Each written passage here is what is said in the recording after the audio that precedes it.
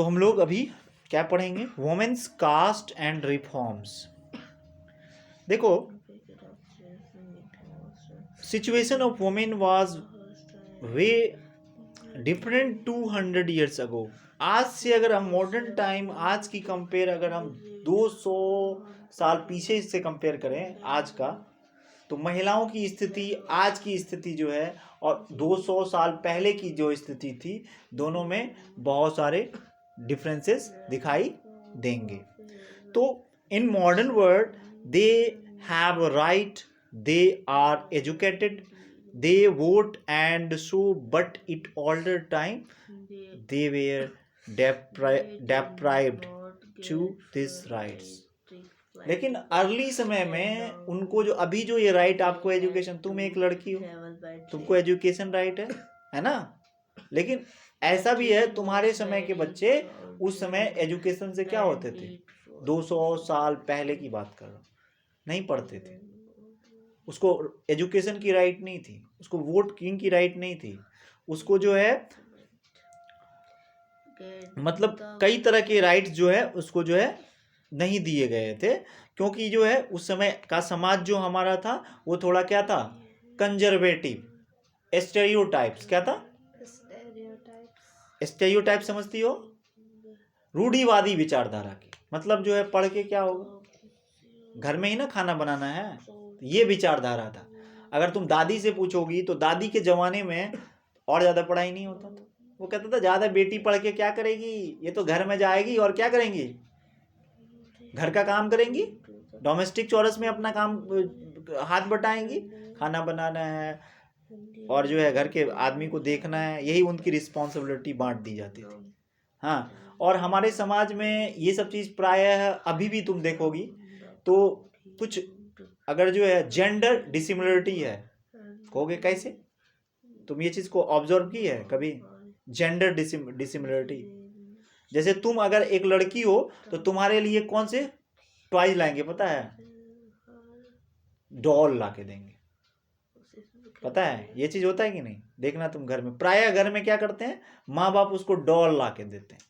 अगर लड़की है तो उसको किचन सेट ला के देगा, जो बच्चा उस पे गैस पे चूल्हा पे खाना बनाएगा, प्लास्टिक का जो किचन सेट होता है, देखी होगी, देखी है, खेली है उससे। तो ये मतलब एक हमारे पेरेंट्स का क्या होता है, दिमाग में पहले से सेट कर लेता है कि बच्ची है तो इसको गैस पे खाना बनाना है, लड़की है तो इसको जो है डॉल से खेलना है, मतलब वो पहले से ही उसको सिखा दिया जाता है। और लड़का है तो उसको क्या ला के देगा, उसको रिमोट वाली कार ला के देगा, उसको जो है एरोप्लेन ला के देगा। ये चीज होता है कि नहीं? यहाँ डिस्क्रिमिनेशन हो रहा है ना, पेरेंट्स के द्वारा ये सब डिस्क्रिमिनेशन है। किनके द्वारा करता है ना पेरेंट्स डिस्क्रिमिनेशन, होता है ना घर में ऐसा।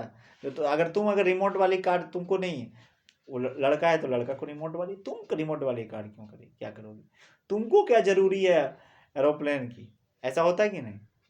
ये सब चीज, तो ये सब चीज डिस्क्रिमिनेशन होता है। तो ये डिस्क्रिमिनेशन हमारा एक घर से स्टार्ट होता है और ये धीरे धीरे बढ़ते जाता है, बढ़ते जाता है, बढ़ते जाता है। लेकिन अब ये डिस्क्रिमिनेशन क्या हो रहा है, कम हो रहा है, क्योंकि लोगों की विचार बदली है। लड़की भी फाइटर जेट चला सकती है, उड़ा सकती है, और जो है मिसाइल बना सकती है, या वो इसरो में साइंटिस्ट बन सकती है, वो जो है मून पे जा सकती है, इस तरह की एक्टिविटी स्पेस में जा सकती है। तो ये तमाम एक्टिविटी में आज महिलाएं भी क्या कर रही है, कंट्रीब्यूट कर रही हैं। लेकिन एक समय था कि महिला की कंट्रीब्यूशन क्या थी, जीरो थी, जिसके कारण से जो है उसको पिछड़ा पिछड़ा माना जाता था। लेकिन आज वो पिछड़ेपन हमें देखने को मिलते हैं, लेकिन कम, पहले के जैसा नहीं। अगर 200 साल पहले को अभी से बोला ना मैं कंपेयर करोगी तो उसमें बहुत सारा क्या मिलेगा, बहुत सारा क्या मिलेगा, डिफरेंसेस मिलेंगे, बहुत सारी जो है डिसिमिलरिटी मिलेंगी, सिमिलरिटी नहीं होगा। वो 200 साल पहले जो एक्टिविटी थे वो आज की महिलाएं नहीं करती, आज की गर्ल्स नहीं करती हैं। पहले बच्चे में शादी हो जाता था महिलाओं की, गर्ल्स की, ये सब जिसको हम लोग क्या कहते थे, चाइल्ड मैरिज। चाइल्ड मैरिज का नाम सुनी हो ना, बाल विवाह, बच्चे में शादी कर दी जाती थी। ये सब भी क्या है, कुप्रथा थी, था ना। उसके बाद जो डॉरी एक्ट, डॉरी तो अभी भी चल रहा है, हाँ डॉरी तो अभी भी चल रहा है, सब चाहता, डॉरी समझती है ना, दहेज प्रथा, दहेज, लड़की का शादी है तो दहेज देना पड़ेगा, इतना डार्क रहता है, हर लड़का का फिक्स रहता है। इसका ये डॉक्टर है 50 लाख, ये है 1 करोड़, इसका 20 लाख, इसका 10 लाख, होता है ना। इसको हम लोग क्या कहते हैं? डोरी। डोरी जो है ये भी हमारे समाज का क्या है? पार्ट है। और ये पार्ट अच्छा है कि बुरा है? बुरा है। क्या डोरी लेना चाहिए, देना चाहिए? नहीं लेना चाहिए, नहीं देना चाहिए। क्यों नहीं लेना चाहिए? मान लो कोई गरीब घर का है, बच्चा को पढ़ाया लिखाया, हाँ, और जब पढ़ाया लिखाया तो पढ़ाने में तो उसके बच्चे के पैसे खर्चे हुए हैं, हाँ, और वो बच्ची जो है कुछ अच्छा काम कर रही है, सेटल्ड है सब कुछ, फिर भी उससे जो क्या करता है, लड़के वाले दहेज की बात करता है। नहीं, आप हमको इतना दहेज देना ही पड़ेगा, दहेज नहीं दीजिएगा तो हम अपना घर से शादी करेंगे। हाँ, ये नहीं हो सकता है। ऐसा है कि नहीं समाज में?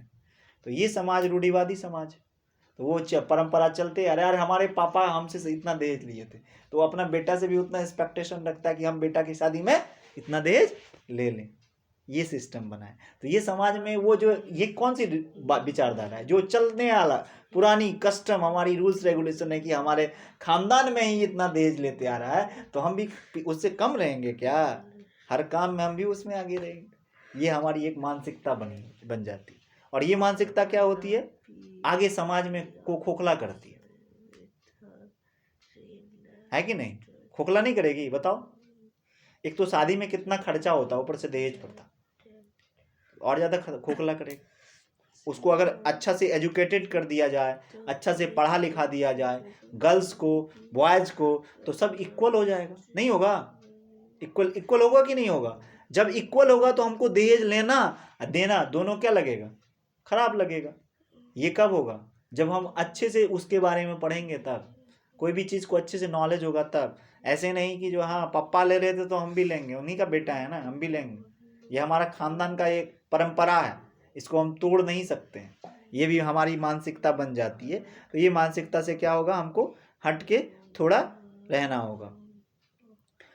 और हमारे यहाँ कास्ट सिस्टम भी बना हुआ था, कास्ट सिस्टम था, ठीक है। और अर्लियर समय में हिंदू और Muslims men could marry more than once, but widow womens was never allowed to remarry. पहले क्या थी? पहले क्या होता था, जब कोई पुरुष शादी कर लेता था, उसका पति मर जाता था ना, तो वो क्या हो जाता था? विडो, विधवा। क्या? विधवा। अब पति मर गया, तब उसको रीमैरी करने का कोई राइट्स नहीं था, पुनः उसको शादी करने का कोई व्यवस्था समाज में। एक बार पति मर गया तो साथ साथ उसको भी क्या करना पड़ता था? सती बन के अग्नि में मरना पड़ता था, जलना पड़ता था। अब बताओ, कोई जिंदा आदमी है, उसका पति मर गया है, तो क्या करेंगे? उसको भी आग में दे के जला देंगे। ये शोभा होता है समाज का? अच्छी समाज होगी? तो ये सब चीज थोड़ा हमारे यहाँ कुप्रथा था। क्या था? कुप्रथा मतलब वैसा रूल्स रेगुलेशन जो हमारे समाज को जो है एक गलत मैसेज, जिंदा आदमी को जला देना, ये तो ह्यूमैनिटी का सरासर क्या है? वायलेशन है ना जी। अब कोई इंसान जिंदा है, उसको जो है जबरदस्ती आग में धकेल दिया जाए, ये ह्यूमन राइट्स का वायलेशन है या नहीं है? तो ये सती प्रथा हमारे समाज में था, तो इसको भी एबॉलिश किया गया, इसको भी हटाया गया। इसमें राजा राम मोहन राय, ईश्वरचंद्र विद्यासागर की बहुत बड़ी कंट्रीब्यूशन था, जिन्होंने किया, और कुछ अंग्रेज भी थे उसमें। तो ये सब हमारी समाज की जो कुरीति थी, इसको जो है उस समय महिलाएं बर्बरता के साथ झेला, महिलाओं के साथ जुल्म किया जाता था। अब कोई नहीं मरना चाह रही थी, उसको फिर भी उसके पति मर गए, तो ये सिस्टम बना हुआ था कि नहीं, अब पति मर गए तुम भी मरो, है कि नहीं? रीमैरिज नहीं कर सकती है तुम, ये सिस्टम ही नहीं था हम समाज में। एक बार शादी हो गया, काम खत्म, अब आप दूसरी बार शादी नहीं कर सकते। लेकिन आज के डेट में ऐसा है क्या? नहीं है, ये सिस्टम खत्म हो गया। Women were not given education, nor did they have any rights over the ancestral properties. नहीं तो महिलाओं को कोई शिक्षा दी जाती थी, ना ही उसको जो है बाप दादा की जमीन में कोई हिस्सेदारी मिलता था। समझ में आ रहा है? जैसे मान लो कि जो है ये तुम्हारे की पापा की सपोज ये प्रॉपर्टी है, तो पापा की अगर प्रॉपर्टी है, तो पापा की प्रॉपर्टी में ये लड़का है, तो इसको जो है इसका जो एंसेस्ट्रल प्रॉपर्टी में हिस्सेदारी मिल रहा है। समझ रही है? तुमको क्या कर दिया जाएगा, ये राइट नहीं दिया जाएगा, क्योंकि बेटा है तो उसको राइट्स मिलता था। लेकिन आज के डेट में ये नहीं है, ये सब हट गया है। अभी तुम चाहोगी फाइट करके, अगर पापा का कोई जमीन है तो उसमें तुम भी शेयर ले सकती है, मेरी सिस्टर है तो मैं हमसे हिस्सा ले सकता है। उसको राइट दिया है कौन, कॉन्स्टिट्यूशन, इक्वलिटी के साथ राइट। आप उसको जो लड़के ले सकते हैं, तुम्हारी मम्मी का जो भाई होगा वो भाई से अपना हक ले सकता है, तुम अपना नानी के संपत्ति में भी चैलेंज करके नानी से संपत्ति ले सकते हो। नानी का जो घर होगा उसमें नानी का जो नाना का जो शेयर होगा उसको तुम ले सकते हो। तुम्हारी मम्मी खाली स्ट्रिक्ट हो जाए उसका शेयर वहां पे बनता है। समझ में आ रहे हो, आ रहा है ये सिस्टम अब बना हुआ है। लेकिन पहले ये सिस्टम नहीं था। पहले जो है एनेसेस्ट्रल प्रॉपर्टी में, यानी विरासत में जो बाप दादा की प्रॉपर्टी है उसमें कोई राइट्स गर्ल्स को या महिलाओं को नहीं होता था। होता क्या था, सिर्फ जो है लड़कों की ही प्रॉपर्टी होगी, और लड़का के अलावा लड़की को कोई राइट्स नहीं होता था प्रॉपर्टी में। समझ में आ रहा है। Many reasons that's believe that educated womens would become a widow. कई रीजन में, जो कई क्षेत्र में ऐसे होने लगा, समझा जाने लगा, बिलीव किया जाने लगा कि जो है जो शिक्षित महिलाएं हैं ना, would become a widow. There are many other social evils of the societies. ये जो हमारे समाज में जो बुराई था, मतलब जो है सती प्रथा वाला, जो कोई जो अगर मर जाता था तो उसको जो है आग में जबरदस्ती दे दिया जाता था। One of them was the का। अब उसके बाद से जो है ये तो एबॉलिश हो गया, लेकिन हमारे समाज में एक और कुप्रथा थी, कास्ट सिस्टम। क्या थी, कास्ट सिस्टम अभी भी बना हुआ, उसी के हिसाब से रिजर्वेशन मिल रहा है ना। कास्ट सिस्टम के हिसाब से ही अभी रिजर्वेशन मिल रहा है आपको। Under the caste systems Brahmin Kshatriya were considered the upper caste. Brahmin और क्षत्रिय को क्या माना गया, अपर कास्ट। अपर कास्ट मतलब समझ रही, उच्च जाति। और जो है और बाकी सब जो है उसको क्या माना गया, where the Vaishya came under the trading money lending and class peasants and artisans where they considered the lower caste. Those considered the lowest were ones of the were into work, the cleaning village and cities. These jobs were the considered as the polluting jobs by the upper caste, and thus the groups at the bottom were the considered untouchables. अब कुछ untouchable भी था। अब हमारे जो है कुछ ऐसे लोग, समाज में लोग थे, तो समाज में हर तरह के लोग रहते हैं, तो हमारे समाज के लोग कुछ जो होते थे ना, लोगों से घृणा करते थे। तो ये घृणा इसलिए करते थे क्योंकि कहीं कभी कभी क्या होता था ना, अब वो जो गंदा काम करके मंदिर में उसको रेस्ट्रिक्ट कर दिया जाता था कि तुमको जो है अंदर नहीं जाना है क्योंकि तुम गंदा उठाते हो, तो इसलिए उसको रेस्ट्रिक्ट कर दिया जाता था। तो ये सब चीज़ जो समाज में थी ये गलत थी। इसे समाज अच्छा समाज नहीं था उस समय का। आज लेकिन ये सब चीज़ नहीं है। आज सब जो है कास्ट लगभग एक साथ बैठता है, खाता है। अब किसी के यहाँ इतना भेदभाव नहीं। हम लोग के जनरेशन के जो युवा हैं उसमें कोई भेदभाव उतना नहीं है पहले जितना था। ये भेदभाव कब क्यों हटा, क्योंकि हम लोग क्या हो गए, शिक्षित हो गए। अब जब शिक्षा को हम लोग गेन करेंगे तो हर चीज को क्या करेंगे, धीरे धीरे भूल जाएंगे। क्या हम अभी भी कास्टिज्म को बढ़ावा देंगे? नहीं देंगे। क्यों देंगे? तो फिर हम लोग में यूनिटी कैसे आएगा? तो कास्टिज्म को अगर बढ़ावा देंगे तो यूनिटी कम हो जाएगा, होगा कि नहीं? इसलिए जो हम लोग क्या करेंगे, कास्टिज्म को छोड़ करके क्या करेंगे, यूनिटी को की तरफ बढ़ेंगे। और सरकार इसके लिए क्या कर रही है, इंटरकास्ट मैरिज की भी जो व्यवस्था करके रखी हुई है। अभी सरकार अगर इंटरकास्ट मैरिज करता है तो उसको क्या मिलता है, 3 लाख रुपये मिलता है। समझ रही है? इंटरकास्ट समझती है ना, अंतर जातीय, मतलब दूसरे जात की अगर कोई व्यक्ति है और दूसरे जात में शादी करता है तो उसको क्या मिलता है, 3 लाख रुपये। अनटचेबल उसको होता था जो छुआछूत की भावनाओं से देखा जाता था उसके शरीर में। अभी भी कुछ लोग हैं हमारे समाज में जो इस तरह की छुआछूत में रखते हैं भावनाएं। उसको जो लगता है कि नहीं, छुआछूत हमारे लिए समाज का एक अभिन्न हिस्सा है, लेकिन ये गलत है। ऐसा डिस्क्रिमिनेशन अब नहीं होना चाहिए। अब ऐसा कुछ नहीं है, बिकॉज हम हर काम में हर व्यक्ति का हम उपयोग देखते हैं। एक लाश अगर जलाने जाओगे तो वहाँ तुमको पता चलेगा कि कितने आदमी की आवश्यकता होती है और किन किन से जो हमको किनके किनके, एक अगर घर में कोई शुभ काम होता है तो उसमें सभी कास्ट की आवश्यकता होती है। बिना कास्टिज्म का कोई शुभ काम तुम्हारा यहाँ संपन्न नहीं हो सकता। तो हम कैसे कहेंगे कास्टिज्म जो है उसका तो सब कुछ अच्छा है, सब कुछ वो देता है, लेकिन फिर भी लोग उसको जो है एक बढ़ा चढ़ा करके पेश कर दिया। और इसमें अंग्रेज लोगों का भी कुछ हाथ जो इसको और बढ़ाए। The social practice begin to change in 18th 19th centuries. अब समाज में जो चलता आ रहा परंपरा था उसमें थोड़ा चेंजिंग आया। कब? 18th 19th सेंचुरी में। We would read about the change of the contribution of social reformer. इसमें सोशल रिफॉर्मर का बड़ा कंट्रीब्यूशन रहा, जैसे राजा राम मोहन रॉय जी हैं, स्वामी दयानंद सरस्वती जी हैं, MG रन्नाडे जी हैं, स्वामी विवेकानंदा है, सैयद अहमद खान है, नारायण गुरु है, हाँ विनोबा भावे है, इस तरह के लोग जो है, विवियन डेरोजी है। तो इस तरह के लोग जो है ना समाज को चेंज करने में अपना क्या किया, अहम रोल प्ले करा। और इन्हीं के रोल प्ले होने के कारण से समाज में क्या आया, लोगों की धारणाएं चेंज हुई, लोगों के दिमाग में कुछ सद्बुद्धि आया। नहीं तो लोगों के दिमाग में क्या भरा रहता था, लोगों के दिमाग में एक जाति का जो है, जाति का जहर भरा हुआ था।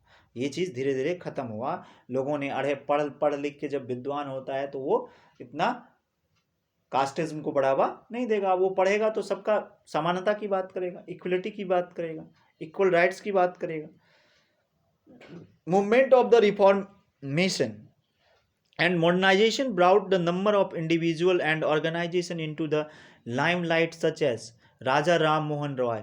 राजा राम मोहन रॉय ने ब्रह्म समाज का एस्टैब्लिश्ड किया, दयानंद सरस्वती ने आर्य समाज का एस्टैब्लिश्ड किया, MG रन्नाडे ने प्रार्थना समाज की स्थापना किया, और जो है स्वामी विवेकानंद ने रामकृष्ण मिशन का स्थापना किया, और सैयद अहमद खान अलीगढ़ मूवमेंट की को जो है इन्होंने बढ़ावा दिया। नारायण गुरु देवान जो थे ये योगम एंड मेनी अदर्स, SNDP योगम और मेनी अदर, नारायण संस्थान का भी बहुत सारा जो है कंट्रीब्यूशन है, इन्हीं के द्वारा एस्टेब्लिश किया गया था। विवियन डेरोजियो जो है यंग बंगाल को जो है ये एक उसमें जो है अपना एक पत्रिका लिखा, उससे लोगों के अंदर जो है एक नई जो है ज्वलंत मुद्दा को रखा जो उस समय समाज में विद्यमान था। उस सामाजिक मुद्दों को लोगों के बीच रखा और लोगों को बोला कि इस तरह के डिस्क्रिमिनेशन से हमें क्या करना चाहिए, ऊपर उठना चाहिए। क्योंकि हम लोग अगर एक दूसरे से डिस्क्रिमिनेशन, भेदभाव, हाँ अलगाव रखेंगे तो फिर समाज का कल्याण कैसे होगा। समाज की कल्याण सभी को साथ मिल करके ही किया जा सकता है। राजा राम मोहन राय ये जो है रैशनलिस्ट थे एंड रिफॉर्मिस्ट भी लीडर थे। इनका जन्म हुआ था एक कंजर्वेटिव ब्राह्मण फैमिली में। कैसा, ये भी रूढ़िवादी ब्राह्मण घर में जन्म लिया था। इनके परिवार वाले कैसा थे, रूढ़िवादी, समझ रही हो ना, कंजर्वेटिव माइंड का। कंजर्वेटिव माइंड समझती हो ना, ना हमारा यही परंपरा है, हम इसी को लेके चलेंगे, नहीं समझती है। अरे हमारा पापा यही किए थे तो हम भी यही करेंगे, तो वो क्या हो गया, कंजर्वेटिव, मतलब रूढ़िवादी विचारधारा का। नहीं, जो पापा किया था हम वही करेंगे। क्यों करेंगे, अब हमारे कुछ पापा जो है अगर AC नहीं लगाए तो क्या हम AC नहीं लगाएंगे। पापा फैन नहीं लगाते तो हैंड फैन से काम चलाते, तो हम भी फैन, इस तरह का माइंड से। हाँ, तो ये अब कई तरह के समाज में जो और कई तरह के चेंजिंग है, कुछ विचारधारा भी होता है उनका, वो भी। तो ये कंजर्वेटिव घर में जन्म लिए थे, लेकिन इनका विचार क्या था, ऐसा नहीं था। इन्होंने समाज में जो गलत चीज था उसको सुधारने का काम किया, इसीलिए इसका नाम सोशल रिफॉर्मर के नाम से जाना जाता था ये अपर कास्ट का, लेकिन दिमाग इसका क्या था, इक्वलिटी की बात सोचता था। 1772 Raja Ram Mohan Roy to 1772 1883 was great scholar in Persian. अब ये क्या क्या जानता था, पर्शियन लैंग्वेज जानता था, अरबिक भी जानता था, इंग्लिश भी जानता था। Mughal gave him the title of the raja, Mughal ने ही इनको टाइटल दिया था क्या, राजा। राजा कहा था। He established close contacts with the Christian missionaries and enter the service of East India company. इन्होंने जो है क्रिश्चियन मिशनरी में भी जाकर के जो है अपना सर्विस सेवा किया और ईस्ट इंडिया कंपनी में भी कुछ दिन रहा। इन 1828 फाउंडेड द ब्रह्म समाज, और 1828 में इन्होंने क्या किया, ब्रह्म समाज की एस्टेब्लिश्ड किया। Later came to known as Brahmo Samaj, बाद में ये क्या हो गया, ब्रह्मो समाज के नाम से जाने लगा।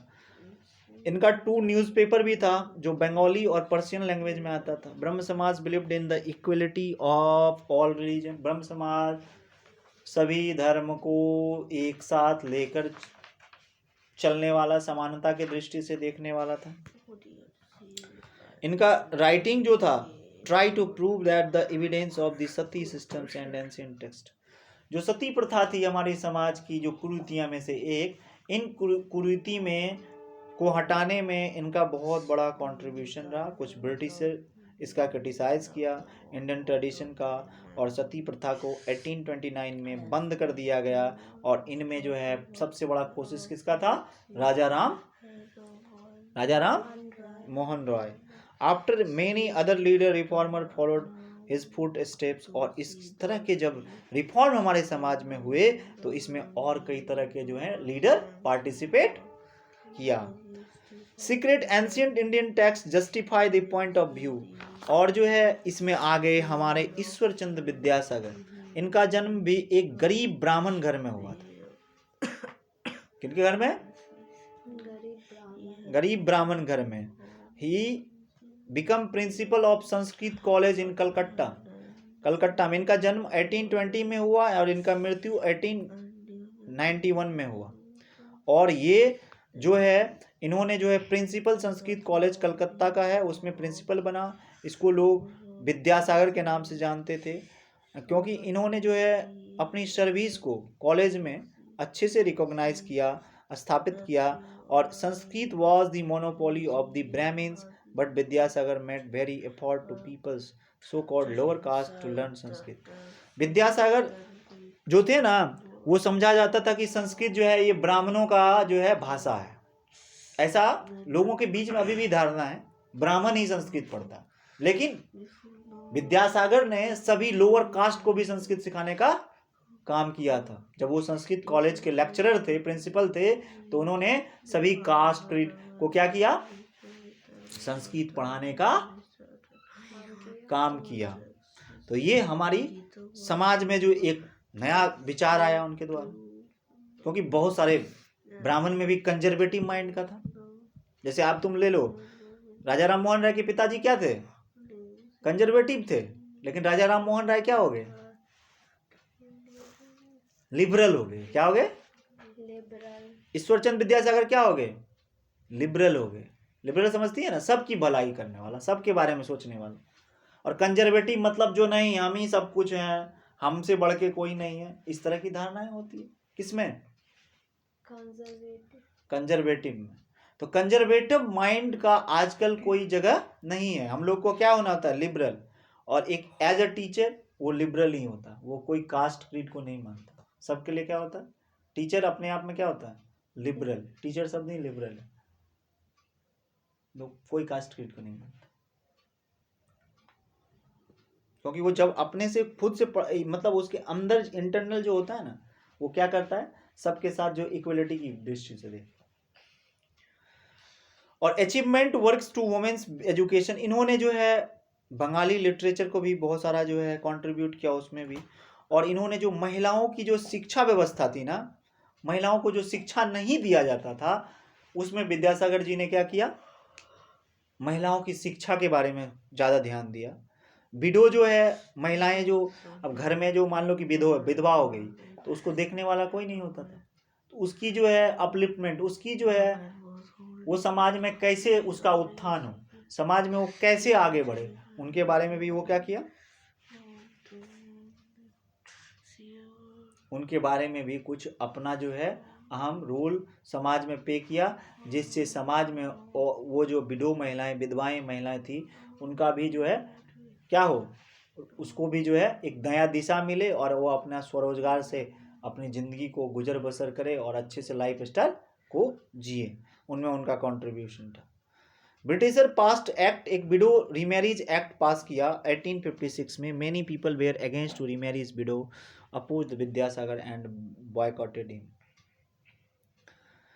ब्रिटिश द्वारा क्या किया गया, विडो रीमैरिज को जो है पास्ट कर दिया गया। कब? 1856 में। कई सारा जो उस समय जो रूढ़िवादी समाज में हम लोग रहते थे, तो रूढ़िवादी विचारधारा के लोग क्या कर रहे थे, उसका विरोध कर रहे थे कि नहीं, तुम हमारा जो है कस्टम्स और जो है हमारी जो है कल्चर में क्यों हाथ अड़ाते हो। जैसे मुस्लिम लोग में देखी होंगी कभी, उसका जो है कुछ अगर कानून बनता है तो तुरंत खिलाफ बोलने लगता है कि ये हमारे जो है धर्म के खिलाफ है, ऐसा नहीं हो। तो हमारे रिलीजियस पहले ये एक्ट माना जाता था, इसके खिलाफ जब उठा है तो विद्यासागर भी उसका सपोर्ट कर दिया, बोला नहीं ये गलत है, जो आप जो है किसी भी जो है विडो को जो है जिंदा जला देते हैं या उसको रीमैरिज करने की कोई सिस्टम नहीं है। ये सब पर जो है अंग्रेजों का साथ दिया, बोला कि नहीं मैं फिर से रीमैरिज कर सकता, क्योंकि पहले विडो को मैरिज करने का कोई राइट्स नहीं होता था।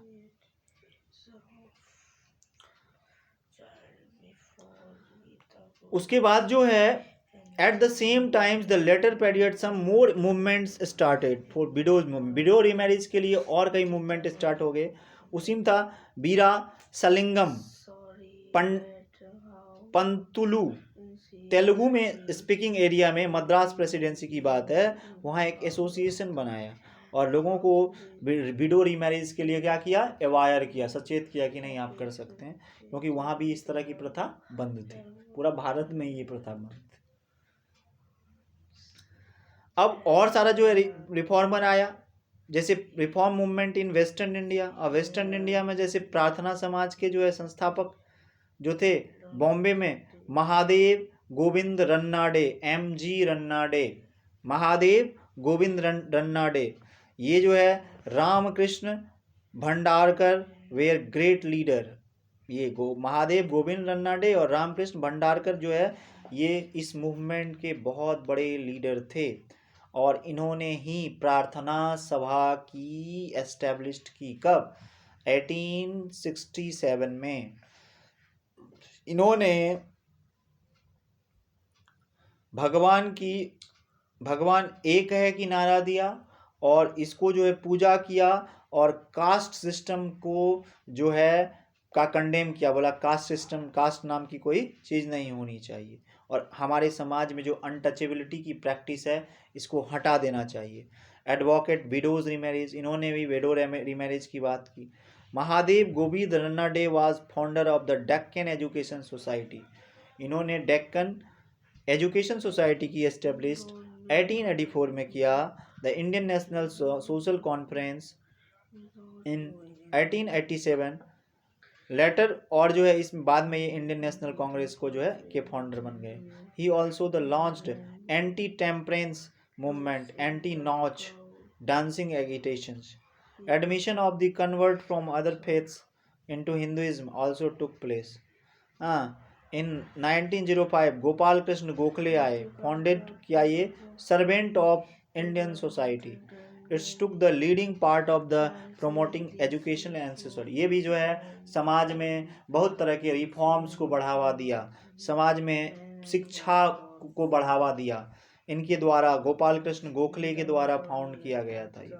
और जो है this society infuse the public lifes as spirituality, trained national missionaries and social service in India. India में सोशल सर्विस को ट्रेंड करने का काम और स्पिरिचुअलिटी मतलब जो है अपनी धार्मिक जो है आध्यात्म की दुनिया में बढ़ने के लिए भी इन्होंने लोगों को जो है शिक्षा प्रदान करने का काम किया। उसके बाद आए बाबा साहब भीमराव रामजी अंबेडकर। अंबेडकर का जन्म 1891 टू 1956, इनका जन्म महार फैमिली में हुआ था, जो बहुत वेरी अर्ली एज ही एक्सपीरियंस कास्ट डिस्क्रिमिनेशन, इन्होंने बहुत छोटे उम्र में जो है कास्ट डिस्क्रिमिनेशन का जो है यातना को झेला था। स्कूल था, स्कूल में इनके साथ जो है जो बैठने वाले लोग, इसको ग्राउंड में बिठा दिया जाता था। क्या बैठा दिया जाता था? ग्राउंड में। इसके साथ डिस्क्रिमिनेशन हुआ और जो है and not allowed to drink water from the taps upper caste children used, जो अपर कास्ट के चिल्ड्रंस जो जहाँ पानी पीते थे इनको वो नहीं दिया जाता था। ये सब गलत था उस समय, जो करके गए हैं उनके वो गलत था। Ambedkar finished his schooling and went to US higher study, अपना जो है स्कूलिंग की कंप्लीट करने के बाद वो कहाँ गया,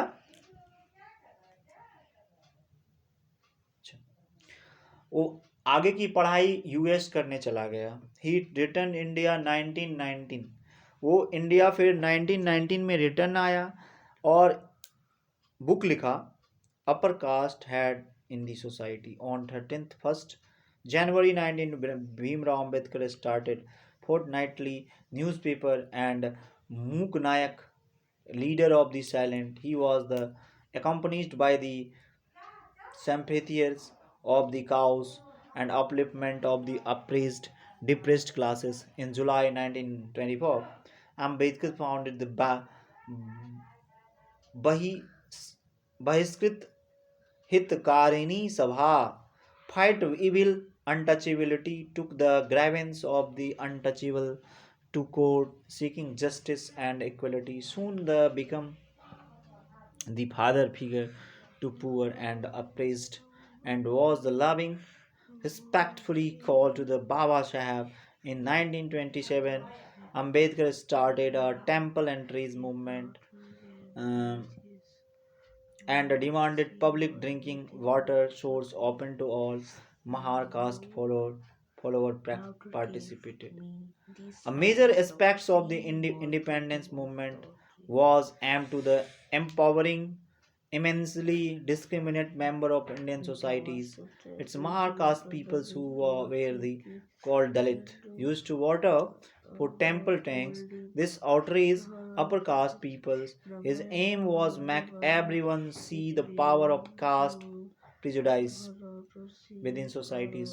वो देखना चाहते थे कि किसी के साथ डिस्क्रिमिनेशन नहीं हो, जो हमारे देश हमारी जो है सिस्टम जो थे कास्ट सिस्टम, इसमें एक दूसरे से डिस्क्रिमिनेशन की व्यवस्था थी, ये डिस्क्रिमिनेशन नहीं हो, सब इक्वल राइट्स के साथ रहे, सबको जो है एक साथ मिलकर रहना, ये देखना चाह रहे थे। Ambedkar Dalit himself and were campaigning better treatment to lower caste and his temples and trees movements, non violence protest against to the prevalent practice, not allowing to delete from the entering place of worship. Temple entries movement aimed changing the mindset of peoples and bringing about the social change between 1927 to 1930. और ये धीरे धीरे changing आया समाज में। आजकल कोई discrimination उतना नहीं देख रहा है, सब जा सकता, कोई भी क्रीड कोई भी धर्म वो कहीं भी जा सकता। आज हम इसको यहीं तक रहने देते हैं, क्या विचार है? यहीं तक रहने देते हैं, बहुत बड़ा है इसको, और हम कल चाहे तो हो सकता है क्या? What's your opinion? हाँ